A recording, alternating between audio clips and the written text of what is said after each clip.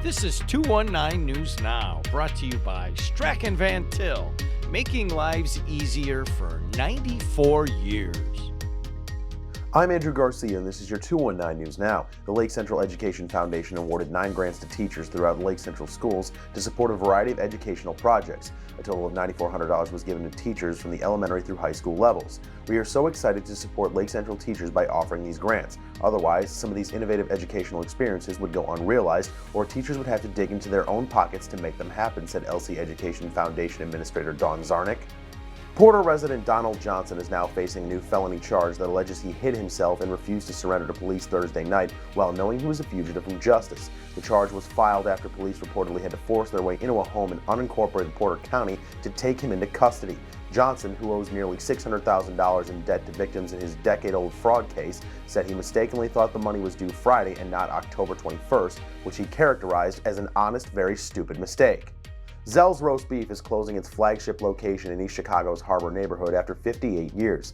The building is old and got increasingly expensive to maintain, so the owners made the decision to close. It meant a lot to East Chicago. People have come from the steel mills. It was part of the community, said owner Cal Patel. People have so many memories to share. We appreciate all the support we've gotten from the community over the years. We're not going away. We'll still have the locations in Hammond and Crown Point.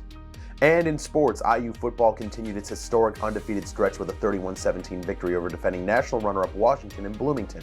While the offense was able to control most of the game, it was the defense that stepped up for IU. The Hoosiers slowed down the Huskies' offense by holding them to just 10 points in the second half. The lowest point total of the year tied Florida International the first game of the season with 31 points. That's not saying something bad.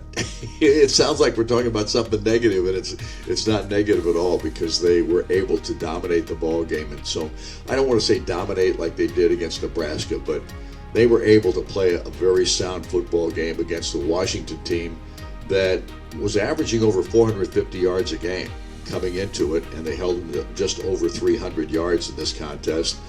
And then Taven Jackson, of course, took over for Curtis Rourke, who was obviously hurt, and we don't know what his status will be. They're hoping that he'll get back soon, so we don't have anything update-wise in that regard. But the good news is that Taven handled himself well in this ball game.